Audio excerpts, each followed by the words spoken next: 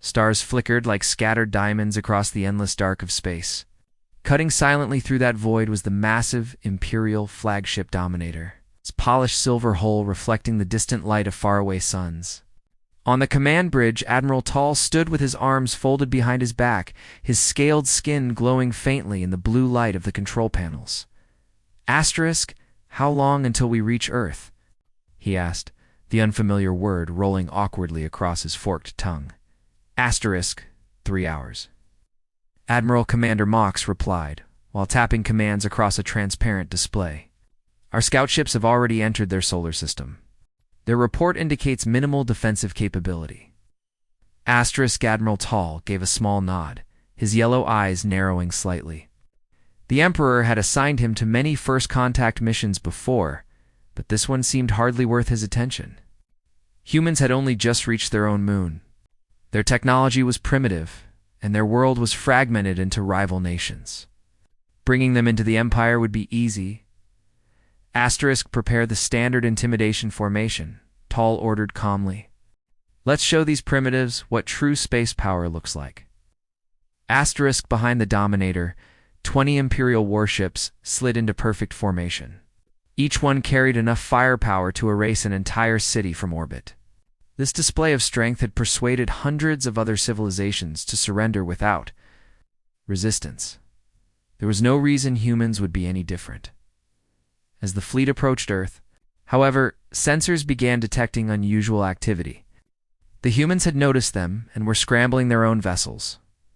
Asterisk tiny. Awkward spacecraft rose from the planet's orbit.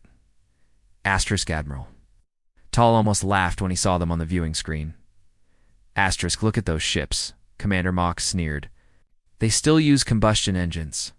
How have they not blown themselves up yet? Asterisk, remember, Commander? Tall replied with a faint smile. We were all primitive once. He straightened slightly. Open communications. Let's see if they can at least speak properly. Asterisk, the main screen flickered. A human face appeared. Asterisk. The man looked calm, far calmer than most species during their first encounter with the Imperial fleet. Asterisk. This is Earth Defense Command. The man said steadily. You have entered restricted space. Identify yourselves and state your purpose. Admiral Tall stepped forward, rising to his full height of nearly 8 feet. I am Admiral Tall of the Galactic Empire. Your planet has been noticed by Emperor Dra, ruler of 1,000 worlds. We have come to offer your species the opportunity to join our glorious empire as a protected territory. The human's expression did not change, and if we decline this opportunity, asterisk the question caught Tall off guard. Usually, alien leaders begged to join the Empire once they saw its fleets. Asterisk then, Tall said coldly, we would demonstrate the benefits of our protection. The galaxy is a dangerous place. Facing it alone would be unfortunate. The human nodded slowly. Understood. Let me be clear, Admiral. Earth has no interest in becoming anyone's protected territory. We welcome peaceful relations. But we will defend our independence. Commander Mox burst out laughing. Defend it with what? Those metal cans you call spaceships? Asterisk Tall lifted a hand, but the insult had already landed. The human's eyes hardened. We may not have your advanced technology, said evenly, but humans possess something your empire appears to lack. Asterisk. And what is that? Tall asked. Asterisk respect. The transmission abruptly ended. The bridge fell silent as Admiral Tall stared at the blank screen. A strange feeling crept into his thoughts. Most civilizations showed fear during first contact. These humans had shown none. They cut the transmission. Commander Mox snapped. The primitives dare insult the Empire. Tall thought for a moment. Send a scout vessel closer to their orbital stations, he ordered. Let's see how they react to a closer look. Asterisk one smaller Imperial ship separated from the formation and glided toward Earth's orbit. Around the planet floated several stations and satellites. Then the sensor officer spoke up, Admiral. The humans are launching something.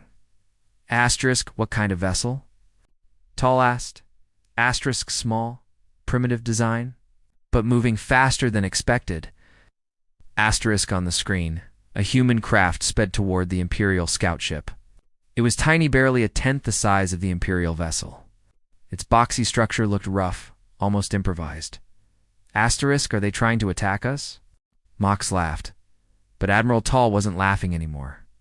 Something felt wrong. Asterisk. Order the scout ship to maintain distance. Too late. The human craft suddenly accelerated with surprising agility. It closed the gap and attached itself briefly to the Imperial hull. Asterisk, what are they doing? Tall demanded. A flash of light filled the screen. When the glare faded, the scout ship drifted silently in space. Its systems were completely offline. The human craft detached and sped back toward Earth. Asterisk, impossible. Commander Mox shouted. They disabled an Imperial vessel. Tall stared in disbelief. Analysis, he demanded. What happened? The science officer studied the readings. Electromagnetic pulse weapon, Admiral. Simple technology, but used effectively. Our scout ship is rebooting now.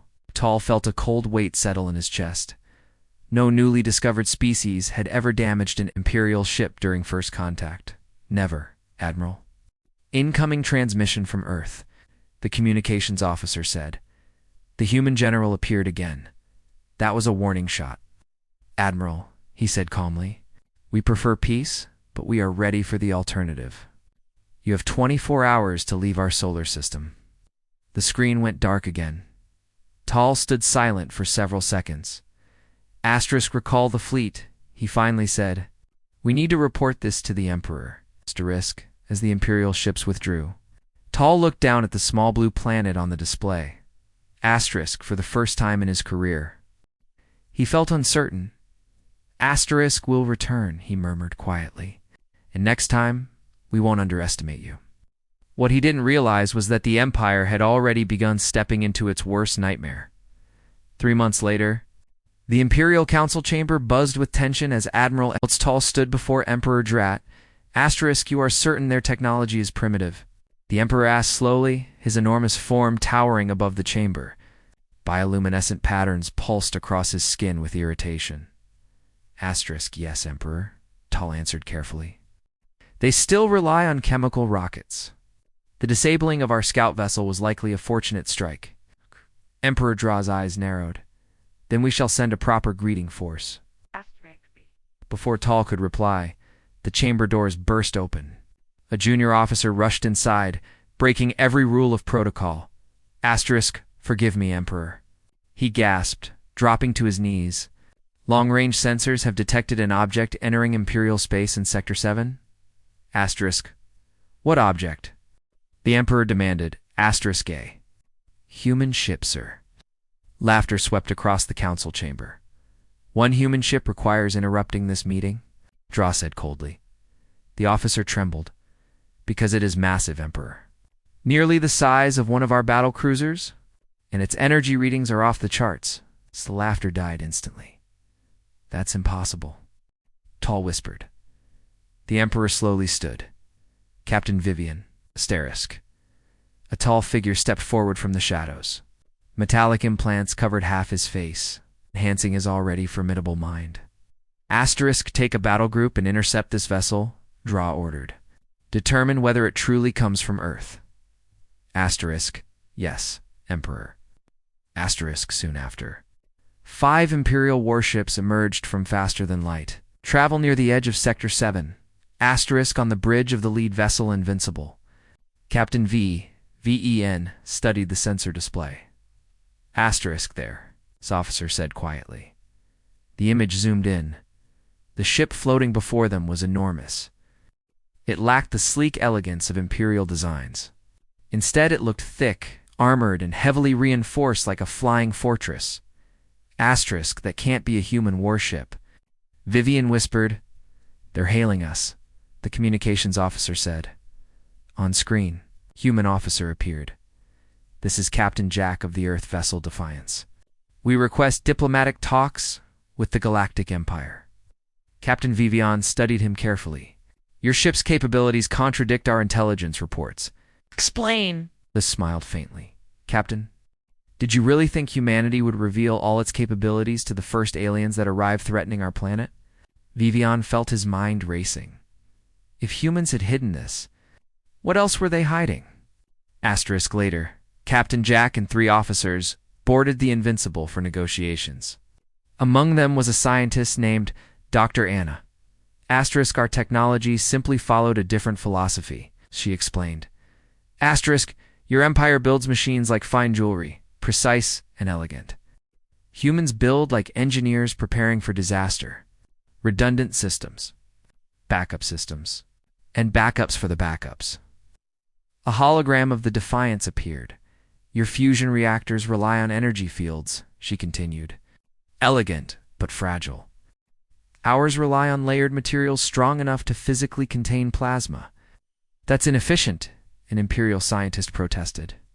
Maybe, she replied calmly, but it's also very hard to destroy. Captain Jack added another explanation. Our weapons are based on kinetic energy. Small projectiles accelerated close to light speed. The room fell silent. Even a tiny object traveling that fast carried devastating energy. Asterisk, and you're telling us this? Why Emperor Draw? Eventually asked. Asterisk, because we prefer peace, Captain Jack said. But peace requires strength. The Emperor leaned back slowly, for the first time in centuries. The Empire had encountered a civilization that refused to kneel in worse, one that might actually rival them. Asterisk, and that realization shook the entire Galactic Empire.